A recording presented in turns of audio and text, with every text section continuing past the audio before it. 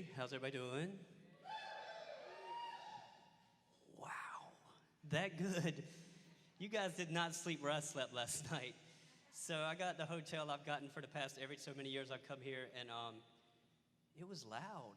There was like things happening, and nobody was sleeping, so I've got my 1993 notebook so I can read my notes that I usually do from memory, but I don't trust my brain this morning. So here we go. I went to the doctor a little while ago. Did I say my name's Chris Avery? And I'm from Roanoke Christian Camp, the name behind me. So I went to the doctor a while ago because you guys use those nasal irrigation things where you pull the water through your face? Have you guys done that? It freaks some of you out, but it's actually really good. And it kept me alive through pollen season for a while. You know there's a problem when you go to pour it through and nothing happens. And then you get the squeezy kind and you squeeze it and it feels like your ears are going to explode because nothing's moving.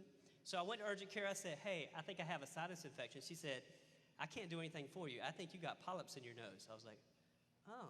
So then I went to the ENT, and the ENT said, you need surgery.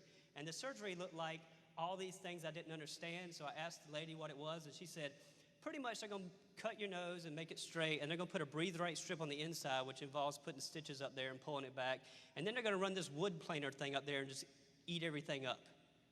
None of that sounded good to me. Like, all I have is headaches, and my teeth hurt, and I can't smell anything, and I can't breathe through my nose, and I ran a marathon at the time, which is interesting. So I called up my friend who lives in like New Bern. I said, hey, you had this surgery like 10 years ago. What do you think? He said, I would never do it again. 10 years later, I would never do it again.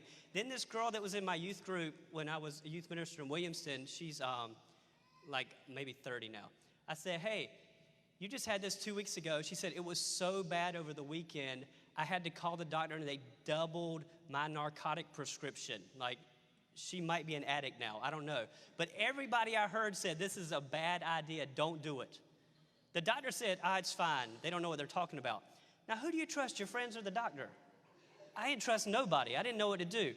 And so I have this fear of surgery and people cutting in my face, as you can imagine, especially the way they talk about it. And if you ever watch YouTube about this before you have the surgery, don't just go in ignorant. Just trust people.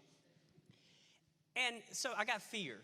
And this leads me to last summer. I'm going to talk about camp a little bit, I guess. And I'm already like 2.5 minutes into my 5 minutes, so I'll talk faster. But last summer, I don't know if you guys knew this. You're still wearing masks, so you were aware that there's this thing happened on the whole earth that made it a bad idea to get a bunch of kids together and do camp. And we had guidance from the governor that came out like the week before we were supposed to make a decision if we were going to do camp or not.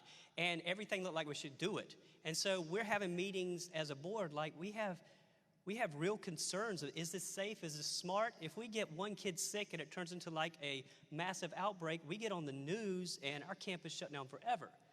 So we started thinking about how do we do this. And I want to read a verse that kind of helped us through this. 2 Timothy 1:7 says, for the Spirit God gave us does not make us timid, but gives us power, love, and self-discipline.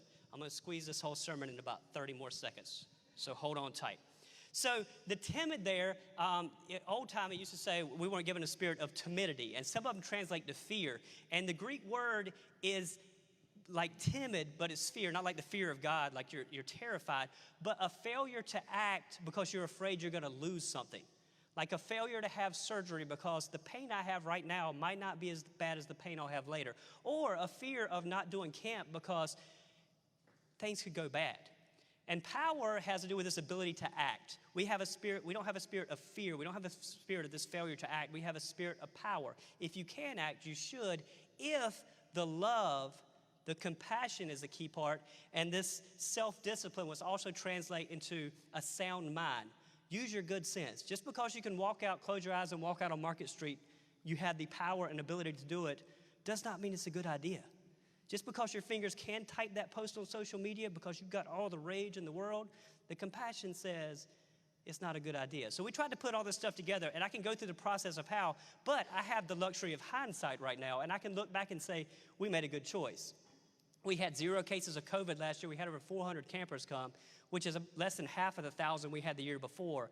But we had 0 cases of COVID. We had 20 kids commit their lives to follow Jesus, and all the social interaction they got in the middle of that, which is a blessing in all this, where kids don't come together. And also, I did have the surgery a month ago, and I was off the narcotic medicine by like the next day, and by the Tuesday after the surgery, I was off Tylenol. I felt better immediately. I still can't boot my nose because they cut it up and put it back straight. I've got this supermodel nose now.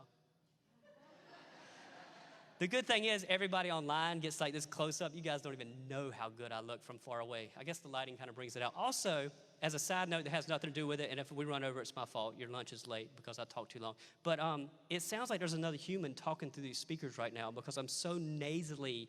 I sound like myself apparently all the time is what Chris was saying, but it sounds like somebody else is talking and it's kind of distracting. But we had all this go through. And usually when I go to talk to churches, I go to talk to churches that have been around for 150 years or something. And our camp has been around for 75 years. I'll go to churches and these 90-year-old women will come up to me and say, man, I went to camp there and it was great. Are they still doing the same? You like the way I shake when I talk like a 90-year-old woman? My grandmother went to the first session of camp when it wasn't even at our camp. My mom went. I went with my sister, my daughter, and so there's generations of people that have gone to this camp, and they usually tell me how great it is. But when I talk to you, like it's kind of a newer thing to a lot of you. There's a whole lot of people that you can talk to that go to church here that love it and grew up here with me. We're buddies because of the camp. But I wanted to kind of address the fear because I understand you're sending your kid, especially the way the earth is now, off with these other people that you have to trust with the greatest thing you own on earth, the people you love the most. And I can understand that fear.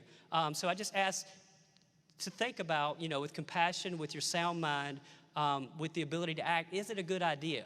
And I kind of want to make a deal with you because Molly is my daughter in the back. She's 17. She's about to hit her last year of school next year, and she's thinking about going to UNCW.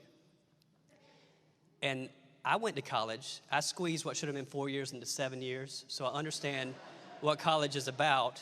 And so there's fear there. But you have to think, like, if I keep her at my house the whole time, does she reach her potential? Like, she's got a lot to offer this earth. She's got a lot to offer people.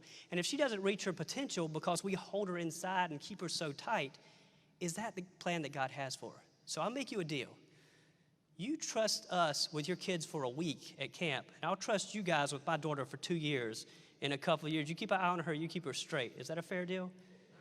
Because I'm counting on you guys. So I'll be around this morning. I can answer questions. There's a lot of people here that would, you can ask somebody, and a lot of people know about our camp. They can answer questions. I'll be around, so I would love to talk to you about it. Thank you for your time, and I think we got another video.